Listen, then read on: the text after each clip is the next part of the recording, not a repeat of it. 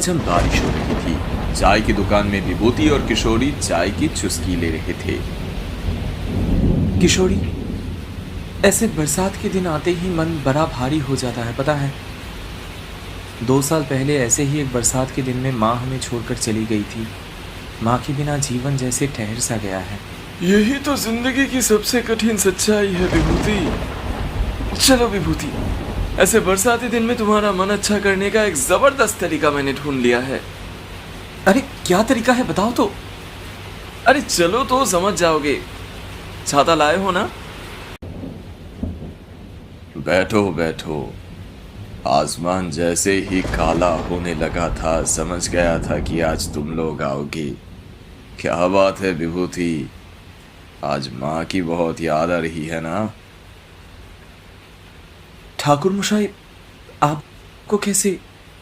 उसी दुख में मैं भी बरसों तक डूबा रहा।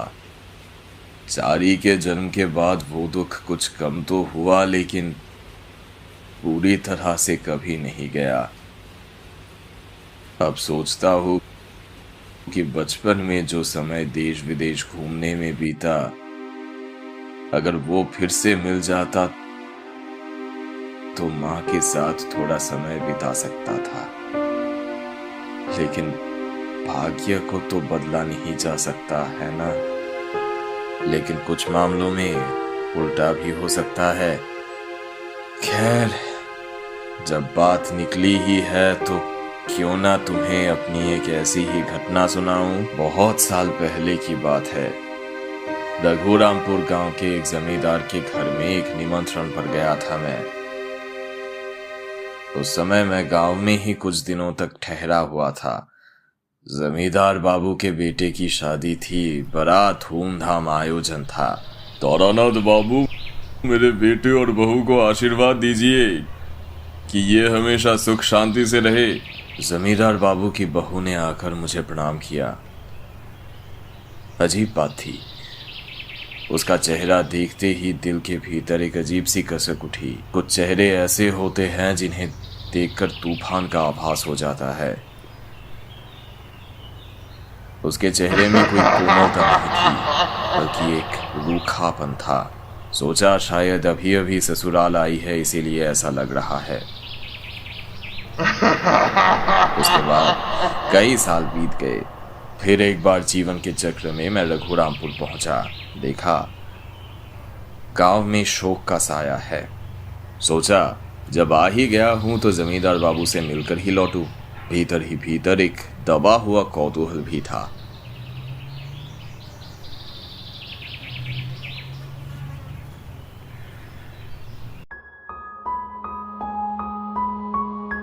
वहां पहुंचते ही जमींदार बाबू का बेटा माधव दौड़ कर आया। ठाकुर मशाई, आप आए हैं। देखिए ना, बाबूजी की हालत बहुत खराब है। बिस्तर से उठ भी नहीं पाते। और मेरी पत्नी लावण्या, वो भी चली गई। चली गई? हाँ ठाकुर मशाई, शादी के 3 साल बाद ही अचानक गंभीर बीमारी में फिर सब उलट पुलट हो गया। माँ भी चली गई, बाबूजी भी बिस्तर पकड़ लिए, और मेरी बेटी चारुलता, वो भी दिन ब दिन अजीब होती जा रही है। बीच बीच में वो अपनी माँ का नाम लेकर पागलों की तरह दौड़ जाती है, जाने कहां। मैंने देखा 12-13 साल की एक लड़की बरामदे से झांक रही थी। समझ गया वही चारुलता है, बिल्कुल अपनी माँ जैसी। लेकिन चेहरे पर वो रूखापन नहीं, बल्कि शांति थी।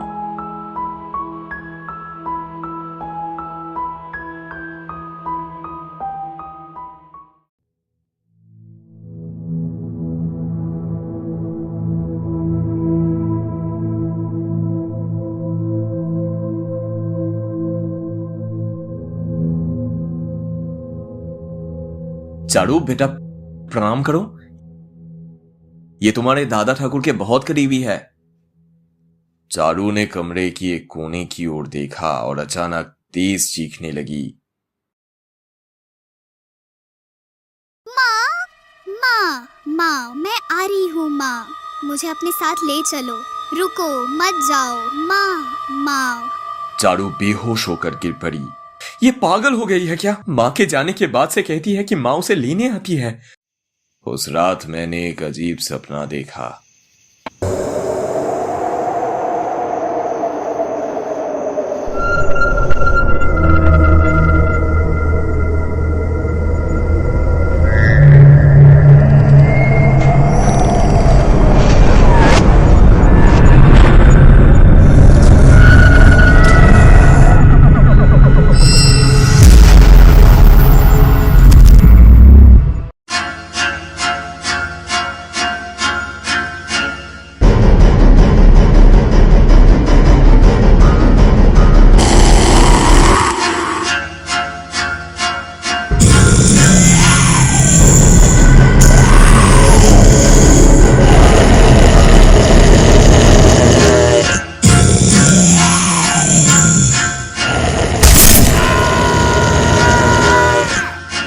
अगली सुबह। देखो माधव, तुम्हारी पत्नी की आत्मा अभी भी इसी घर में बंधी हुई है और अब वो एक भयानक पिशाचिनी बन गई है। पिशाचिनी? लेकिन याद है बचपन में इसी गांव में एक लड़की को डायन कहकर जिंदा जला दिया गया था।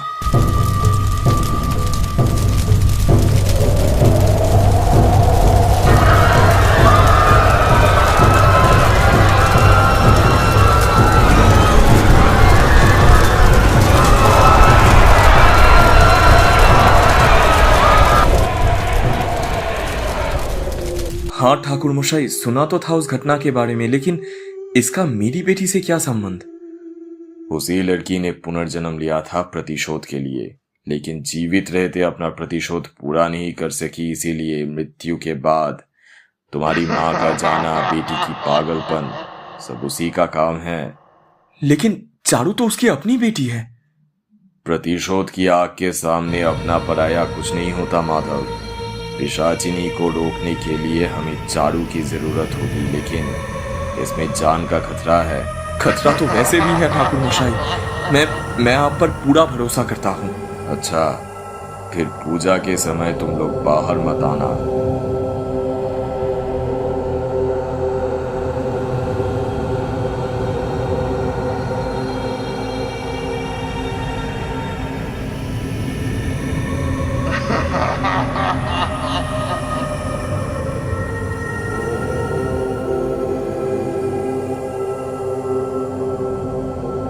रात में तारानाथ मंत्र पढ़ रहा था।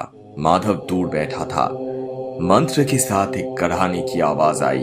तारानाथ ने आंखें बंद कर कहा, क्या चाहती है तू? क्यों इस घर का नुकसान कर रही है? मां होकर अपनी संतान का हित कर रही है।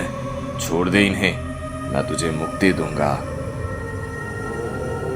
चारुलता के गले से एक भयानक आवाज आई। मैं चली जाऊंगी, क्या तू मुझे भगाएगा? परसों चारुलता का 13 साल पूरा हो जाएगा, उसके बाद ही मैं उसे लेकर जाऊंगी। किसी को नहीं छोड़ूंगी, किसी को नहीं। एक एक करके सबको खत्म करके ही छोड़ूंगी। चली जा यहाँ से, जा।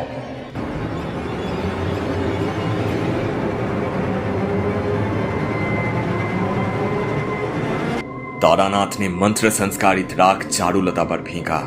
वो दिल दहला देने वाली एक चीख के साथ तभी सामने एक भयानक स्त्री मूर्ति प्रकट हुआ। बिखरे बाल हवा में उड़ रहे थे, आंखें जल रही थी उसकी।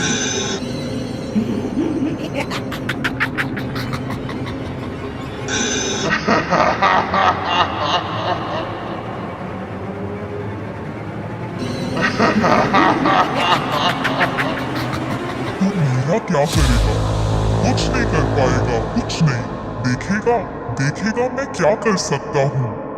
तारानाथ ने मंत्र संस्कारित जल छिड़का।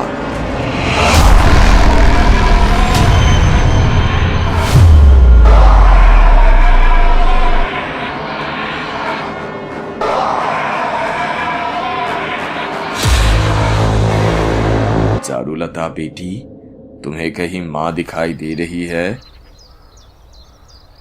नहीं, आज सुबह नींद टूटने के बाद से माँ को कहीं नहीं देखा। माँ कहाँ गई? वो चली गई है, लेकिन जाते जाते तुम्हें एक जिम्मेदारी देकर गई है। अपने दादा और पिताजी का ख्याल रखना।